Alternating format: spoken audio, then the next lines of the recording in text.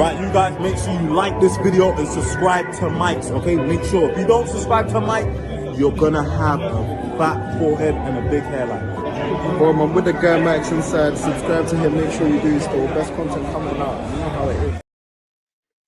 Hello and welcome back to another live, people. Welcome back to the YouTube channel. Make sure you're smashing the likes and subscribing if you're new. We're trying to reach 1K before the end of the season, people. And yeah, back again with another match preview, people. This time live. And this time live with a special guest, first time on the channel. Shout out Sava for joining from Football Heritage TV.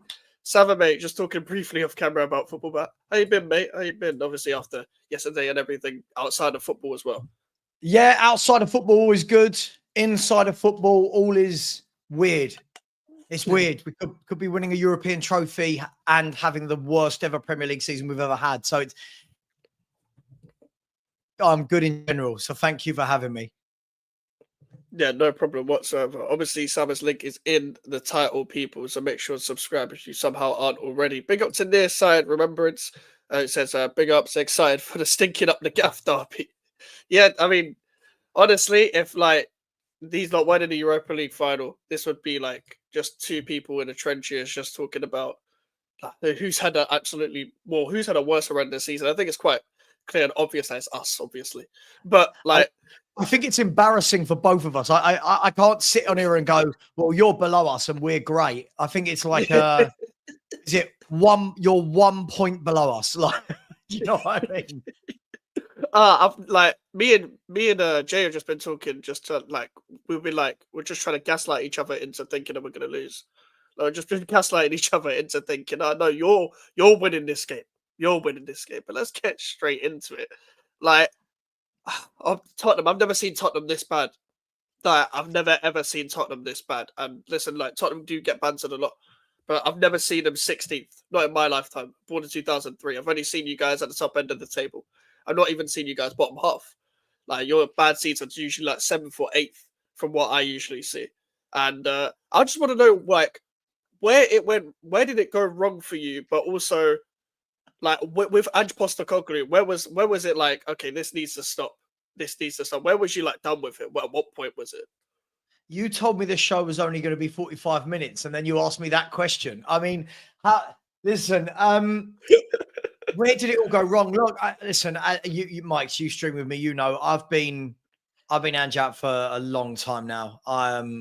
This isn't a new thing. I know a lot of people that don't want to do the digging. They'll look and say, Spurs have had a bad run the second half of this year. We've had injuries. Oh, never mind. It will all turn around. In reality, since November 2023, which is the first defeat he had as manager, because he had 10 very good games at the beginning. Since that defeat, the facts, the stats, the data, the performances, everything has been utterly shambolic.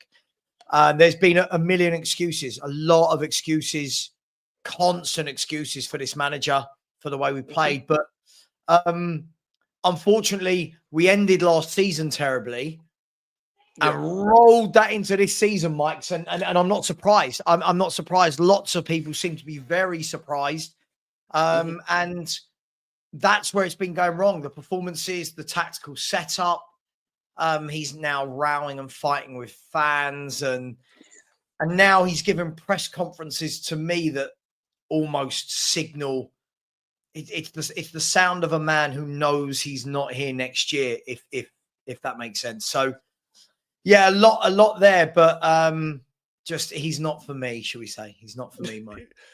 Yeah, I feel like when you see a manager that starts lashing out at anyone, whether it's the press or the fans or whatsoever, especially in press conferences, where the whole point is that you're trying to keep calm and you're representing that club for like 15 minutes or whatever, and you just got to keep it calm so nobody gets like a headline out of you. That's where it comes to a point where it's like, okay, you're shaken up a bit, because you get the managers that are like naturally like cool, they're charismatic, like a Mourinho. You know you're going to get a good press conference regardless. But when you only see these managers like and they start lashing out when they're doing badly in their ruts, like that's when it becomes like, okay, you're losing grip a bit. Yeah, when you start battling the fans, I'm not really sure how you pull that back. Look, we saw bits of this last year, because like during the first 10 games when Spurs were going to win the league, according to some of our fan base, all of his interviews were, "Hey mate, how you doing?" And "Oh, life's great." And then towards the back end of the season, I think people started going, "Hang on, this has been really bad. This has been bad." And he started getting a little bit tetchy. Then we had the whole contentious. It was the Man City game, second to last game of this season, Mike's, and it was it's what all Spurs fans get accused of. Yeah, you wanted to lose to City to stop Arsenal winning the league. Well, first and foremost, one, not all of us wanted to lose the game. And two, some of us said, it doesn't matter if I want to win or lose. City have got to beat Spurs to win a title. City are going to beat Spurs. Like, what are we doing here? So, and then this year it's gone to another level. Like he's going over to the crowd, having a pop. People are hanging over the arch, over the tunnel. He's being pulled back by his own playing staff. Yeah, it's just odd. It's just odd behavior. This is not a cool, calculated character, is it? No, it's not. I feel like everyone deemed him as quite likable, like before all of this as well. Like even I did. I was like, when the guy first came to your club, I was like, I know he's at Tottenham, but I was like, I kind of like the guy in a sense, the way he carries himself in press conferences. I'm like, and then this season, he just becomes so dislikable. I'm like reporters are just asking him normal questions. I know reporters are bad in this country. They do ask bad questions at times, but when they're asking you normal questions and you're just lashing out for the sake of lashing out because you don't want to answer questions about the game, like, come on, man. Like you like just fix up a bit. I think that's the main thing. Look, he's got shirty with reporters that are right. Listen, when a club, I know there's banter and that. Spurs are one of the biggest clubs in the country. You know, we are traditionally one of the big six. I forget, you know, my thoughts on this, Mike. I don't care about all this big four, big six. But you know, you can't do what you've done at Tottenham. A team that have finished, I think we finished something like in the top 17 years of the last 20, something like that. 7 of those have been Champions League qualifications. You can't be at a club like Spurs, do this, and then expect that all the reporters are going to be like, "Hi, Ange. Oh, unlucky today." They're going to ask questions. They're going to ask. Yeah, I mean, look, big up to my man, Luke. Yeah, look. Listen, reporters deserve it. Of course they do. But listen, give me an Eddie Howe, right? The way Eddie Howe is with the press. Cool, calm, relaxed, professional, polite. You know, that's the manager I want representing my football club. And you know, it's got so bad, Mike's, right? Like right now, I've got Sky Sport. I've got about 19,000 screens on around me. By that, I mean, I've got about 3 on. But you got, at the moment, Mikel Arteta's on, talking about Arsenal Bournemouth. Now, if that had been Ange Postecoglou, I'd be like, I don't really care what he's saying. If that had been when Poch was the manager or Harry Redknapp, I'm recording it, I'm going back, I'm watching it. And that's the thing. I just don't believe a word that comes out of this manager's mouth anymore. So, yeah, good fun. Good fun. That's the thing with this. When you see someone like representing your club and they can't keep a cool head in any situation they're in, it's kind of like, well, what are the players thinking when they watch it? Because I know, like, when I watch like the football documentaries or the Amazon documentaries, it's like the managers are always like, you see what I'm saying to you in the changing room, I'm gonna go out there and defend you, sort of thing, because I'm representing you guys when I'm out there. But everything I say to you here is different because it's just me and you that are talking. Yeah, and like when it becomes like out of character, because every manager is kind of playing a character in a sense in the press conferences, because they kind of have to. They don't want to answer honestly. It's like Graham Potter nearly lost it. Our manager nearly lost it in the last press conference. It was like, "Do you want me to swear?" sort of thing, because he was but it wasn't because of the reporters, because of the team. They're useless. But great. I have to ask this question because, like, you're in the Europa League final now. You're in the Europa League final. And I feel like I know the answer, but would you keep him if you won? You know the answer. You know the answer. By the way, touch live facts. I know Spurs have got no chance of getting Eddie Howe. I was just saying listen, I'd love an Eddie Howe. I was just saying about I like how he is in press conferences and stuff. Look, I feel like he's a dead man walking in football terms. I don't want him. look, you can win the Europa League. I feel it's been a nice run. Yeah, you've got to beat what's in front of you, but I think so far it's been a nice run, Mikes. And if you win it, I mean, it looks like if we do win it, it will be a one-off game against Man United. So if we win it, sure, thank you for winning the trophy, but unfortunately, he's not for me. He's just not for me, Mikes. Listen, I'm sure we'll get into this a bit later, but as you know, we're 16th in the league, only being propped up by the bottom three and you lot. And 19. I mean, Mikes, you guys this season, as you already know, you guys have lost 16 games, right? Which I'm sure you're annoyed about. Yeah. We've lost 19, right? We've lost 19 games of football. Sorry, winning the Europa League in a year where the Champions League clubs don't drop down and we've had an easy run doesn't make me go, yeah, actually, I was wrong. You should stay. It will make me say, well done. But now go somewhere else and win in your second season. He's not for me. I don't like anything about him. I don't. I'm sorry. I'm sure he's a lovely guy to go and have a steak and a beer with or whatever. But I'm embarrassed when I watch us play. I'm embarrassed, so I don't want that. That's fair. Yeah, that's fair enough. Because as I said before, I've never seen Tottenham this bad. You're going to get a lot of the things from like the media, similar to how when we won the Conference League. Obviously, a lot of people were going at us for different reasons about when obviously people still wanted David Moyes out and stuff. If you guys win the Europa League, you're gonna have people in the media be like, "But he won Sebastian's first trophy in how long?" And they don't care what fans think, from different perspectives as well, because it's a bit different situations. But you're gonna have a lot of that next season if you won the Europa League. I don't see Tottenham winning the Europa League as it not being toxic next season. I don't think it will get less toxic next season, regardless of the trophy for me, because I still see your fan base warring due to their different opinion with the manager, and I don't see it changing how the manager develops. I feel like it would be our Ten Hag moment, if anything, Mike. I feel like it would be, I think everyone at Man U knew it wasn't right. Yes, he won the FA Cup, and that game against Man City kept him in a job. But I think everyone deep down knew, and it was more sentiment than what was actually the right thing to do for the club. And I think when your emotions get into, so I know emotions are football fans, but I don't believe that the decisions by the billionaire, the billionaires who hold the budget, I don't believe that their decisions should be made on emotion. Their decisions should be made on what's best for, I hate to say it, it's a business now. Clubs are a business.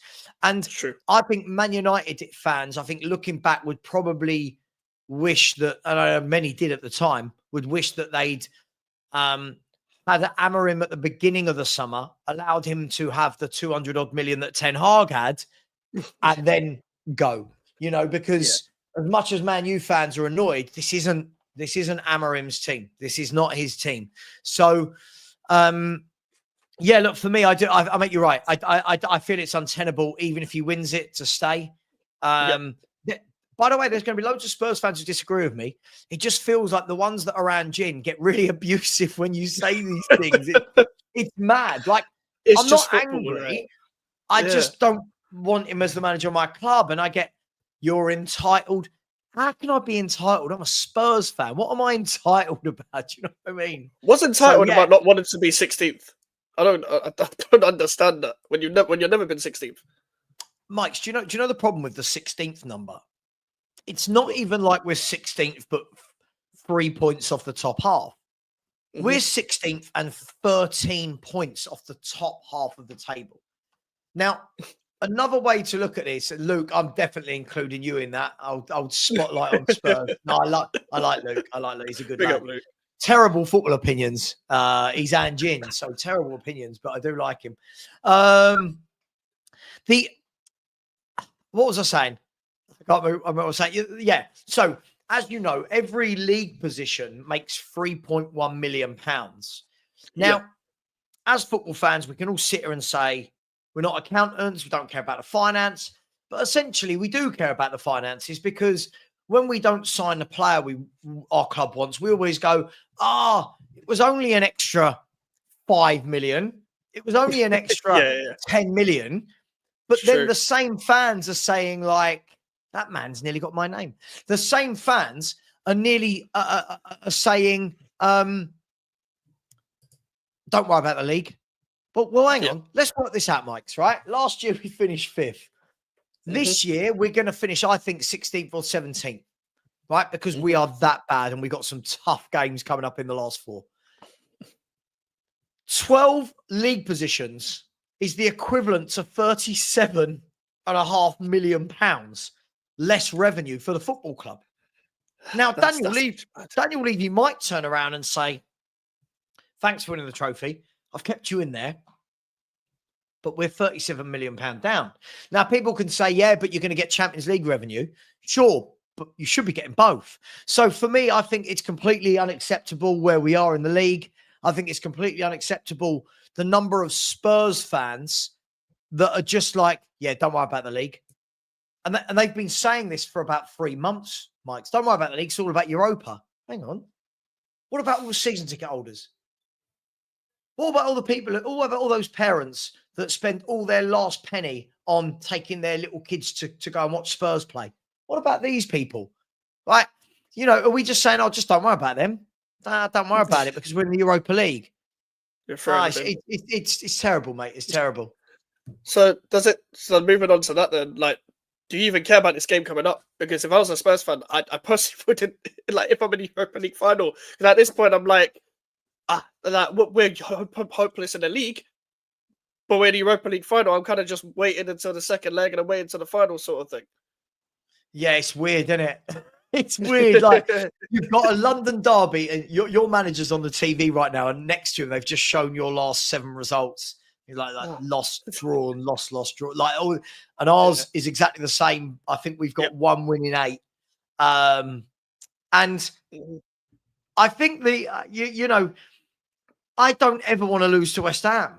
You know, I think growing up as a Spurs fan, there are rivalries. West Ham is a rivalry. Chelsea is a rivalry. Arsenal is a rivalry. And for me, I don't think football stops because you might be in a cup final. For me, you know, let me put it like this, Mike's, right? These players, some of these players at Spurs are going to be on 100, 150 grand a week. We just go, no, don't worry this week, right? Now imagine, right? Me and you in a day job. You saying to your boss, "Don't fancy it.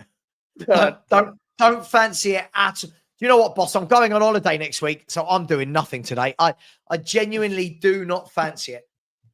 In no other walk of life does this exist. No, not at all. Not at all. The holidays are our cup finals in our personal lives. Going on holiday is our cup finals. Exactly. Yeah, sorry, boss. Yeah, I know we've got 2 massive work days to hit our target this month, but you know what? I'm going to Cancun with the missus on Monday, so I really don't care. Oh, okay, don't worry, down tools. Like, it's just it's mad. But also there should be pride. There should be, call me old fashioned, but where's the pride? If I'm a Spurs player, I don't want to lose to West Ham, vice versa. You know, I want that bragging rights because the fans, we can all sit there, right, Mikes? It's very easy for us to sit there and I can go, Mikes, I don't care about this game, right? Sure as hell, if we beat you, I'm going to be giving it to you, right? Sure as hell, if we beat you, I'm going to be going, we see, right?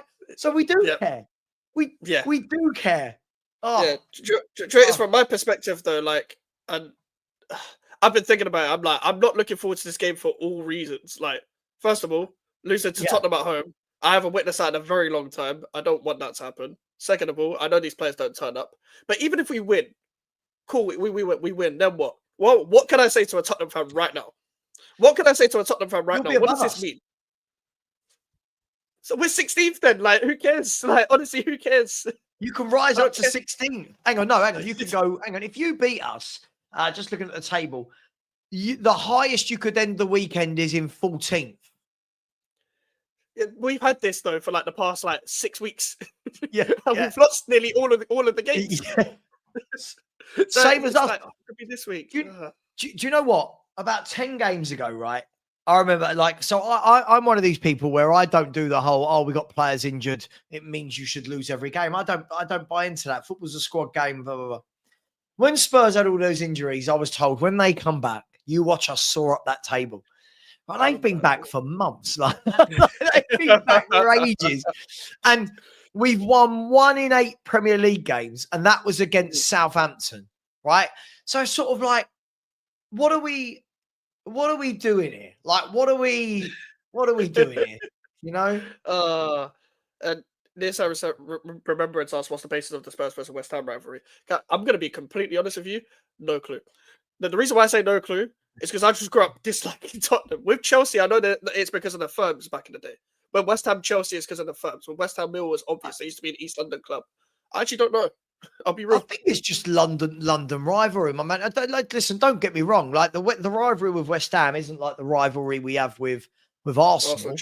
Yeah. But I think where it's become more relevant is for years Spurs were so much worse than Arsenal that the rivalry seemed to be from Spurs to Arsenal when they just rolled up and beat us most years.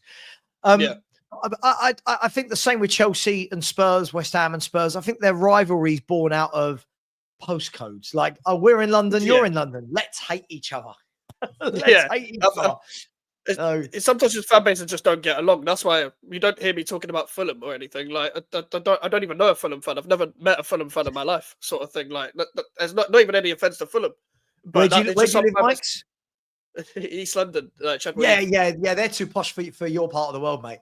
Yeah, I'm in South Beach, you're in East. Fulham fans don't live around where we live, mate. Don't worry about that. No chance. I've never seen a Fulham fan in my life. I don't even know if they exist. I'm going to be 100% honest. Question for Sava. Would you buy or wear Spurs jersey for 24 hours if it guaranteed you the Europa League final win? Yeah, he's put a bit underneath. Yeah, of course I would. Of course. Listen, I don't like Ange as a manager, but it's not. I feel like the difference is I don't like him at all. I don't hate him as a human being. Right? If you said to me, wear an Ange Spurs shirt and it means Spurs win a trophy, yeah, I'm all over that. Of course. But yeah, I just don't. It's the likability factor for me as well. Like, I loved Harry Redknapp at Spurs. I loved it. His interviews were honest. I liked the way he was with the players. I liked the way he was with the fans. And I felt like that's my manager. Yeah. I loved it. People go, oh, wheeler, dealer, cut. Loved it. Loved that persona. Hanging. You remember Sky Sports News on transfer deadline day? They're at the training ground. Harry's wheeling down his window and leaning out, going, "Nah, I don't think we're putting anyone else in, mate." An hour later, someone's signed. You know. Yeah, Paul Merson to Portsmouth and all that. Like, I really loved that. And Martin Jol was another one. I don't know. Depending on people's age. Martin Jol, head coach, very sexy, husky Dutch voice. Like, yes, I'm your head coach. Loved him. Just Jose, really like Jose's personality. I like Jose's personality because he makes it us against you, like not West Ham, us against the world. Yeah, Conte. Not so much. I don't like Conte in press conferences. He makes it very much him. And Ange, I just don't like his I don't like his demeanor at all. So yeah, everything. No, I get that. Do you know what I really like? I really, really like a manager that I would take him. He's not number one on my list, but I think he comes across absolutely brilliantly every time I see him. Is Thomas Frank. Yeah, really good. Yeah. Analyzes everything. Analyzes the game in press conferences all the time. He give you a breakdown on why he did what he did. Do you know what? Absolutely, Mike. I love that. You know, I don't want to hear from my manager, "Oh, I thought we deserved to win today," every time you lose. No. I like Thomas Frank. He breaks it down. He's very cool. He's calm. He's collected. And have you seen, and your viewers, if you haven't seen it, I'm sure you have, but the YouTube videos of him giving team talks before and after games. He's so motivational. He's inspirational. And I look at that and go, yeah, if you were managing my club, I'd want to turn off mics right now and watch you on Sky Sports News. Like, I'd want to, you know, and when I see Ange, I just go, "Oh, what's he talking about now?" Like Yeah, what are I we go. doing? Are we blaming the grass being too green, or is the ball too round, or I don't know. I just no.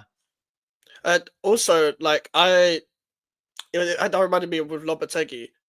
Even after he left, he kept saying we're going in the right trajectory. Well, if the right trajectory is on our way to the championship, mate, that sounds brilliant. Like honestly, like on our way to see like the Den at Millwall and stuff. Like no, that's not the right trajectory. He said that every press conference, and we would lose nearly every game. Like, and now he's Qatari manager. I feel sorry for the Qatari people.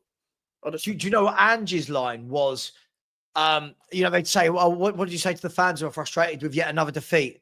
We know what we're about." Mm. What does that mean? What are you Like, about, mate? like, sorry, we're about losing every week. Like, what are we about? I want my manager to turn around. Like after Brighton, do you remember early in the season, Spurs were 2-0 up away at Brighton. We were actually playing really, really well. And Brighton beat us 3-2. They came back in the second half, beat us 3-2. And Ange Postecoglou said, let me get the words right. He said, they were asking about substitutions and grabbing a late goal. And he was almost saying, like, I didn't want a goal because it would have meant getting an undeserved point. Hang on, mate. Aren't you paid to get points? Like, aren't you? Isn't that your job? Like, again, let's say I'm a car salesman, right? Mm. And someone comes in 5 o'clock on a Friday, about to shut the car lot, says, I really like this car here. Can I have it? I go, no, you don't want that car. Honestly, I'll be honest, it only just passed its MOT and the doors. And then they walk out and my boss goes, why didn't you sell them that car? Oh, I don't think we deserve to sell it, Gaffer. Do you know what I mean? Like, it's just mental.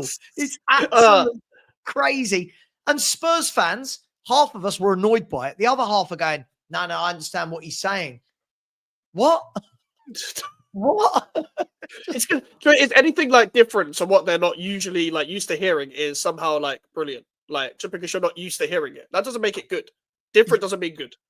Yeah, quirky. It's edgy. He's edgy. I like him.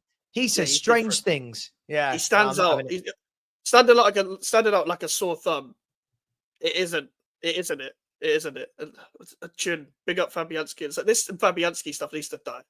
It needs to die. Oh, they saying you look like. Hang on. Let me have a look. Fabianski. No, I get it. I think it's more about the hair than anything. But okay. Yeah, everyone says we have the same forehead and hair. That doesn't mean I look like the person. Like you got to have some facial features that are the same. I've had this for now months. I get Alexis McAllister a lot. Oh right, but that's just like again. I feel like it's just the same thing. It's just a similar hair, but yeah, similar facial features. But it doesn't mean you actually look like McAllister. Yeah. I don't and if anything, I'm older than him. He looks like me. If anything, like let's not give him the credit. Yeah, it might be it's either a compliment. It's either a compliment to you because you look like a 25-year-old or whatever. That's what they might be saying. To be fair, you say this, Mike's, but you would be shameless. I remember when you beat Arsenal, you almost creamed yourself. But this is the thing with Arsenal. We knocked them off their porch for again their title challenge or whatever. I can say something to them, and they are actually, funny enough, more unbearable than Tottenham fans. But with Tottenham, they're already in the Europa League final. What can I say? Like just because you're above them for the week, like what does that do for me? It doesn't do anything for me. Like you're in another competition where you could win something, and I'm just saying, like, oh, we beat you this weekend. Like I can't say anything. Like with Arsenal, I think when it gets to this stage of the season, both our teams have had dreadful years, and yes, we've got a chance to make it a respectable season, a good season, if you will, by winning the Europa. But when it gets to this stage, it purely is about a little bit of pride, just a little bit. I mean, look, do you know what I always think to myself these days? I always think, be more wolfy, be more utterly shameless, be more hooks, be more wolfy, be more of these people that are so utterly shameless that they truly believe their own hype. I couldn't. I don't think I physically could. I don't think I physically could with like supporting West Ham and be utterly shameless. Like, what am I doing? I'm just asking to be like getting the Agal treatment every week. That's what I'm essentially asking for. Like, apologies, receipts, apologies and receipts. yeah, Everyone wants apologies and everyone's got receipts. It's so weird. yeah, Like, yeah. do you know, when I first joined YouTube, I didn't realize, right? I didn't realize that it was going to be, oh my God, every single opinion you have is going to be clipped, remembered, shoved down your throat on a daily basis. It's funny as well because, like, when you've got the viewers that go, you're wrong, you said this, and it's like, well, hang on, yeah, but I put my face to a camera, so you're gonna remember my opinion. There's just thousands of you with different opinions in the chat that I'm never gonna remember who exactly said what. So you can never be wrong. And a wise man once told me this. Yeah. If you keep changing your opinion, you're never going to be wrong. And that's what a lot of football fans do. Oh, it's so true. It just moved the goalpost, though. It's just every time you catch them out, it's just moved the goalpost for what they said. I didn't actually say this. Look at Hooks. I love Hooks. Right? When Hooks gets a prediction wrong, Hooks goes, I said I wanted that to happen, not that I predict. Hang on. No. I love it. Hooks gets called every time I watch a show. Hooks gets called a politician on a daily basis, and listen, I hear it. But big up to Hooks. I love him so much. Someone said, Max, you look like Gerard Martin. So you're saying I look like this guy? Gerard Martin is in the Barcelona left back. This guy. Are we being serious? No, this guy doesn't even look real. Like, he doesn't even look real. He looks like from one of the Disney Pixar movies. I'm not trying to hear that. I'm not trying to hear these lookalikes are terrible. I've not had one good lookalike where I can say, I actually look like that. And I've been on the internet for a few years now. Like, I'm not trying to hear any of them, to be honest. But this is this weekend's game. Like, we've discussed the form. Like, I'm obviously going to say that we're going to lose. I'm assuming you're going to say that you're going to lose because you're not confident as well. But at the same time, like, and Joy is the one difference between us two. You beat Southampton at home. Even we couldn't do it. We couldn't even beat them. We couldn't even do that. We couldn't even do that. We couldn't even beat Southampton at home. Yes, you didn't beat Ipswich and Leicester at home, but Southampton at home, like we couldn't even do that. Yeah, I think. Look. I'm not going to sit and say we're going to lose. I mean, this is two very poor teams playing each other. The thing I will say, I suppose, I have no idea what our 11 is going to be because Ange has already come out now and said he's going to make massive changes for the West Ham game. Okay. Bergval's now out for the season. Okay. Solanke came off injured yesterday night. James Maddison came off injured, and he said both of them probably won't play this weekend. I'm guessing if there's any chance of them being fit, he's going to save it for Bodo Glimt on Thursday night. So I don't know. It'll just be another rotated team. And what I hate about that is it's just the excuse it gives. You'll never see me sit here and go, it's okay to lose because we've got Bodo Thursday.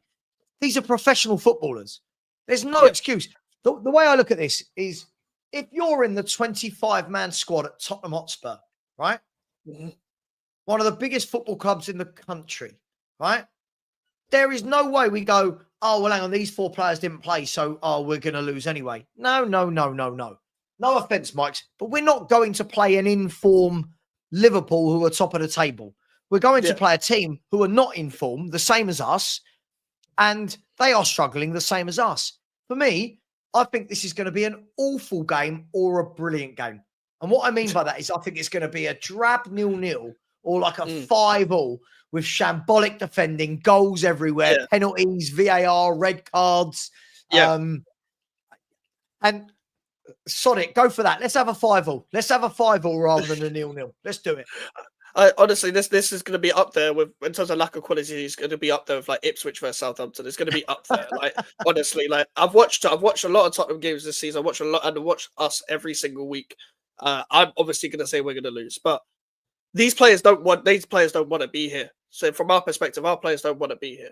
Like, they don't want to be here. Some of them are just like thrown in the towel at this club already. And a lot of people are blaming the manager, and I get the manager deserves criticism, but at the same time, I'm not letting these players survive a 4th manager. I'm not. I don't. Some of these players don't deserve another manager. It's the basics of football at times. It's keeping concentration. It's passing the ball to your teammates, which you'd like to think as professional footballers would be easy to do. Some of these players cannot pass 5 yards. And we saw that even in like a counter-attacking team under counter-attacking managers, when the manager is actually trying to play a little bit more football. These players have exposed themselves into like absolute bozos. They can't pass to each other. They're in the same shirt as you. That's your challenge. Try and pass to the person right next to you, mate. Can I ask you a question then? Let me ask you go about Potter, because I've always got a thing where I think new managers coming in halfway through a season, listen, it can be great or it can be hard work. And let's look at a couple of examples. You've got a manager like Ruben Amorim that's playing every 3 days, hasn't got his own players, knows what he wants to do, is getting stick for sticking to his own morals and his own ethos. And then you've got, and Potter, I suppose, is in that mold as well. Potter's come in, not his own players. Nothing's really got better yet. But then you get managers like Vitor Pereira who have come in and absolutely changed Wolves around like that. Who else came in? Someone else came in and David Moyes. David Moyes at Everton. And let me ask you off the back of that then, do you think Potter having a summer, being allowed to get rid of a few, bring a few of his own in, working with them week in, week out on the training ground, are you happy with that? Are you happy with Potter having that time, or? I think it's only fair to judge him next season. But when I mean next season, I don't mean like at the end of next season. I still think if you give him a pre-season, he has his own transfer window, and cool. If nothing changes, then I'm completely hearing him leaving as well, because I kept the same energy with every other manager. Like with Lopetegui, he had 2 players in each position. He got everything he wanted, and he didn't provide anything that we saw him doing in terms of his vision for the club. Even 8 months in, we didn't see a single bit of his identity whatsoever, whatever it was meant to be. Because there was even reports saying he was doing something different in training to the matches, which was alarming in itself as an experienced coach. But with this manager, again, these players don't deserve to survive a 4th one. There's no point letting Potter go at this current moment in time, or cancelling his contract straight away, because he's tried to change and adapt to the players throughout the end of the season just to see who's going to survive his style. But if I adjust to their strengths, who's going to shine, sort of thing. And he's played so many different formations with similar lineups where he tried to cater towards them, and he's tried to balance out between cater towards the players, but keeping his philosophy. And these players are just absolutely useless in most scenarios. Like outside of Tadibo, Wan-Bissaka, and Bowen, and most of these players haven't looked any form of good. Because Somerville's out for the rest of the season. He's got surgeries. But it would have been one of our more important players if he was fit. Fulkrug, it can't stay fit, but he's one of our better players when he does play. Like Emerson and Skulls, they're decent left wing back options, but we've got no midfielders that can pass the ball, no midfielders that can keep it ticking. We've got Paquetá and Kudus who just don't want to be there anymore and play well in moments, and very overrated players. It's a very one-dimensional team. Now, I do think the previous manager should have got more out of the players beforehand, because it's still not a 15th place team when you have a pre-season on your hands. But for what Potter's trying to do, you're seeing kind of the players exposed to their limits. They're not as good as people think. But at the same time, it's a case of there's no point judging the manager now, because I don't know what people expected Potter to do. When Potter came in, I didn't expect anything. I expected this to be like your pre-season, see who's going to get exposed before the end of the season. I also think that the big difference is between changing from Lopetegui to Potter, then changing from Gary O'Neill to Vitor Pereira is Wolves have kept the same formation, but I've got an experienced coach coaching them. So they just had to tweak it a little bit, so they don't have to change everything throughout the season. With us, it's gone from one contrasting style to the other. That's why I feel like Amorim struggling as well. It went from Ten Hag to Amorim, and you've got to bed in your style with none of your players either. But we'll see it's interesting because, I think for the way Potter plays, when we're looking at his teams, I think he needs a lot of the younger players, a lot more energy. So it'll be interesting to see what you guys do this summer. Because you have got some decent players, same way we have. I mean, both our clubs should not be 16th and 17th in the Premier League. I mean, listen, if we're 16th and 17th next season, egg on my face, then we deserve to be there. But in a one-off year, I don't think both these two squads are 16th and 17th. I just don't. Yeah, football's a very simple game. Is your manager getting the best out of what you have with the amount of time he's had? And also, when you look at other people's squads in the league, is your squad better than theirs? If their squad is not better than yours, but they're like 5 places above you or whatsoever, then the Yeah. manager's either underachieving or the players have thrown it away. And yes, Yeah. Fulkirk is always injured because he got injured, came back on Potter's first game, and then got injured again. They got injured straight away. So to be fair, we should know that before buying him. As good as he is, we should research this because if you're an injury-prone player, West Ham are linked to you automatically. Automatically, like every time, we love signing injury-prone players. We love it. Like it's pretty much in our scouting team at this point. And what makes it worse is that you've got Daniel Levy, we've got David Sullivan. Like it's very similar people. Like David Sullivan is actually our now director of football again. He's taken over director because he doesn't like director of footballs, even though he's never given them all the freedom when he's hired them. And that's the kind of chairman I'm having to deal with for the past 15 years. So we're kind of in does similar sound position very with much like ownership. Daniel Levy. He does have a director of football, but then doesn't give them enough proper football. Has them on baby reins, you know. Yeah. So oh, don't know what happened there. You're back. You're back. And he kind of has them on baby reins and doesn't give them enough leash to do what they want to do. But you know, it is what it is, and that's the owners we've got at the moment, I'm afraid. Yeah. Deck asked, well, who would be the best manager for both of your teams that you could actually get for next season? Should you replace Gaffers? I wouldn't replace Potter. I would just change the team. But in terms of best manager for this team, it'd be quite difficult because these players don't want to be here and these players are useless. So I don't know. But what about you for Ad? For obviously, if you replace Ange, are you saying Thomas Frank? Are you saying manager like that? I'm literally. It's difficult asking me this question because I'm at the stage where I'll take Barry from the Dog and Duck pub down the road. Do you know what I mean? I'll have him managing over Ange. Look, on a serious note, I think it depends. If we're in the Champions League next year, I think you need someone with a little bit more about them. I wouldn't mind someone like Xavi Hernandez. I think I think he'd automatically command respect for what he's done in the game as both a player and a manager. And I think him coaching our young midfielders, who better to be coached by than Xavi.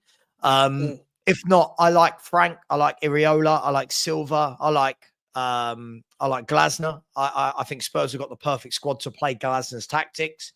I like Holness of Stuttgart. I'd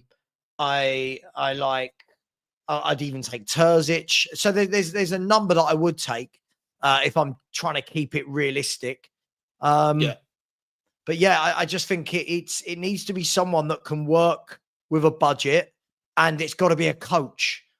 Got to have a coach. It cannot just be a manager. We've got so many youngsters that need developing, and Ange hasn't developed them. So it's got to be a coach for me. Yeah. So can we get a combined 11? We could just end on that very, very quick, but if you wanted to. But honestly, at the same time, if we're doing players in form, is there anyone in form? But combined 11. Combined 11. What would we even base this on? I don't really know, to be honest, because Spurs at the moment, every game the team is changed depending on which competition we're in. I don't know. I genuinely don't know. I genuinely don't know. Let's just go 50-50. Say, you know, whatever. 6 and 7 of one or the other. I know. Honestly, if I was to run it through quickly, in my opinion, in terms of like players, I would say Vicario, Wan-Bissaka, I'd say Romero for now because Tadiba hasn't done enough. But even though I don't really rate him as highly, Van der Ven. I'm saying Emerson. I know a lot of Spurs fans ain't gonna like that over Doggy, but I need to see another season of Doggy. To be honest, Adogi doesn't. Again, Adogi for me hasn't set the world alight in 2 years, but again, I think he's been played out of position. So I'll go with Emerson for argument's sake. Midfield, honestly, Tottenham could probably have it all here. I don't know, mate. I don't know. Actually, to be fair, I want Madison in there. I think he's our best player by a mile. Say Madison, like this, and Paquetá have been great, but he probably gets in. I don't know. Somehow Paquetá probably gets in, and we're arguing between Basuma and Alvarez. Even though Basuma's been poor, he's still better than Alvarez. He's still better than. This is the problem when we do when people want to do combined 11s. It's kind of like sometimes I'm going, oh, I don't rate any of them. Like, I don't know Yeah, who I want honestly, I in. don't. Yeah. It's easy. When Liverpool and Man City do a combined 11, you're talking about who's better out of this top player and that top player. Yeah. So yeah, for me, the only one I'll fight tooth and nail for is James Maddison. The rest, I genuinely don't care. Yeah, Madison. I'll say Madison, Basuma, Paquetá, even though God forbid Sod it. Let's do it. That midfield 2 years ago might have been quite exciting, but not now. Yeah. Front three. I know Johnson's been good, but I'm not like Jared Bowen's literally all I have. Can't be real. I think No, you Bowen's can a have better Jared player. Bowen. Brennan Johnson scores tap-ins, and for the next Yeah. 90 minutes of the game, I don't know he's playing. Jared Bowen all day, every day. Sofa score player. Not one of them players. I Yes. fully get that. Yeah. They go, I got an 8.5 today. It's like, really? Yeah, because you got that tap in. Oh, okay. All right. Yeah. Fulcrook or Solanke? Oh my god. Fulcrook doesn't play, and Solanke has divides opinion, to say the least. Yeah, I'm so underwhelmed with Dominic Solanke. No, I've lied. Mike. I'm not underwhelmed. This is exactly what I thought we were buying.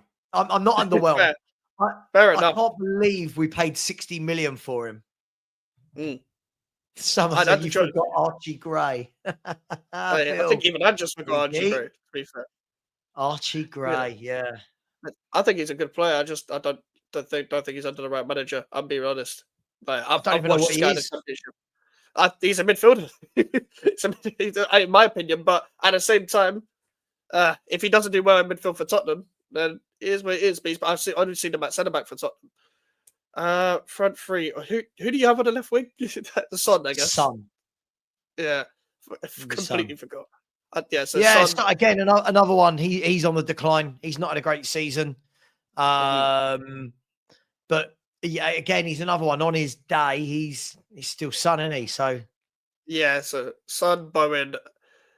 I'm gonna say Solanke just because Fulcrook hasn't played. So that being the combined 11. Oh my god, that team gets 13th maximum. That team gets 13th. Probably. It probably shows you why we're 16th and 17th. Probably. Jun says thoughts on McKenna. I think he's pretty good. Even Michael Carrick's a decent shot at this point. I think they're good young managers, but I don't know what their level would be. I think if they were to make a move, it would have to be like a mid-table Prem side. So yes, to someone like us, if Potter wasn't to fail. But at the same time, they're already in jobs. So you know what our ownership is like? Oh, you're already in a job. We don't want to pay compensation for you, mate. So we'll just get a manager on a free instead. So I think if they're going to make a move, it has to be to, I guess, a club of our size or a club that's, let's say Glasner was to move to Tottenham, hypothetically, or to move to Leipzig, where he's been linked before. You go to someone like a Palace. Like that makes sense. That move makes sense.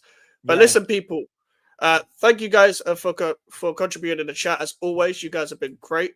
But yeah, we're going to end it there. This isn't the last stream we're doing at 4. We're going to be live with Elijah, Jay, and George for another West Ham Spurs preview. I've got to talk about West Ham again. That's absolutely fantastic. Sava, where can people find you and what you got coming up, mate? I'm guessing if they don't want to watch all Spurs content, the best one is to find me on FHTV Plus, which is all my videos about the entire world of football rather than just Tottenham. If they are Tottenham fans, then it will be Football Heritage TV. And I've got a fan call-in show at 6 p.m., which is always fun because somebody always wants to come in and have gutted, Ange won, that sort of thing. So, yeah, I've got that at 6 o'clock today. All right. All sorted, people. Thank you for coming on, Sam. The link is in the title, people, if you're somehow not subscribed already. And yeah, come join us at 4 p.m., people. We'll be back once again. Take care, everyone.